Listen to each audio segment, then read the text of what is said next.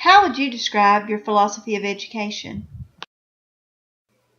You know, there's so many theorists that we can talk about and that I can identify with. Maria Montessori is one. I believe that hands-on learning is vital to our students, especially in today's society.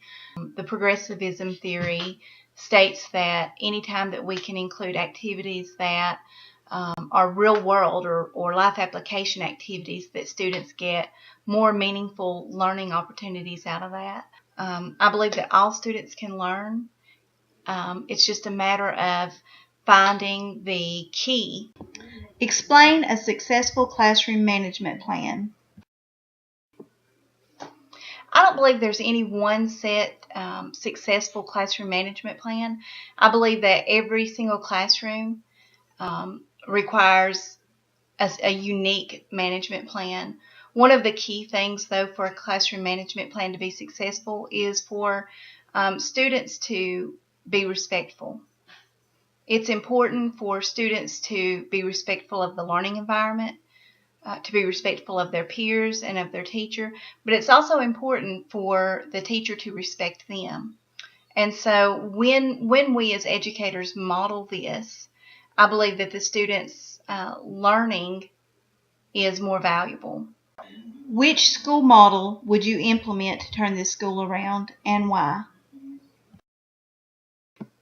We have to step back and we have to look at the big picture. What is the big picture? These students are not learning. So what is the best way to teach them? Well, number one, we're going to have to begin with a test. And I know that everyone hates tests, but we're going to have to find out what they know so that we know what foundation to begin with.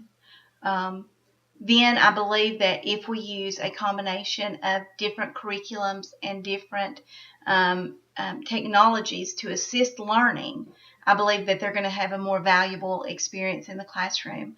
So I would definitely use the hybrid classroom model, because that way I can use as many tools as our students need to get them up to the level that they need to be on, so that they can not only pass the test, but they can actually learn.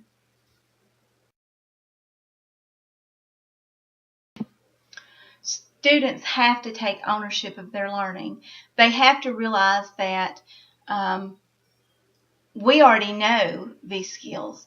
What we want for them is for them to learn, for them to find value in not only what they're learning, but why they're learning it. So I think that it's very important for students to take ownership and for learning to be self-directed.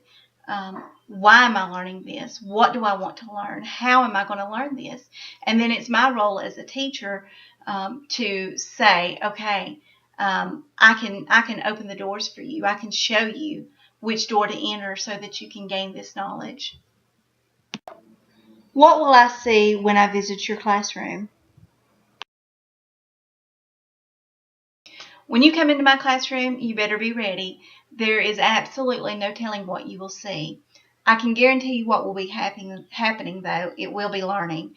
I like to do science experiments. I don't like to talk about science. It doesn't have any value to me. It doesn't have any value to our students.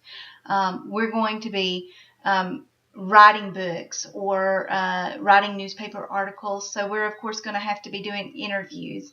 We're going to be modeling math concepts. You may come into the classroom and find my students laid out across the floor and someone measuring the length of the students in our classroom and then breaking that down into feet and inches as far as the typical height in the classroom. Anytime that we are learning, we are going to be actively learning. A professional learning community will be important for this school. I do have a lot of ideas that I think would be successful. Number one would be taking the $150,000 that you're offering me to hire the most innovative teachers available. I think the problem with this school's faculty is not that they don't care about the students, but that they lack the training to turn this school around. The second thing that I would like to do is put myself right in the mix with the teachers. I want to have an open door policy. I don't want to be the final say in curriculum, in the teaching methods that they use. I want them to come to me and say, I have this idea. I think it will work. Can I try it? And then I want to take their ideas and help them mold it and help them adjust it so that it is successful. I want every person in our professional learning community to have a voice, but I do not want them to bring their egos with them. We all have different ideas, different techniques, different methods. I want us to be able to come together and, if someone else's idea is better, I want you to be able to say, okay, I can do that. I can adapt. I can change. I can learn because it's going to be what's best for my students.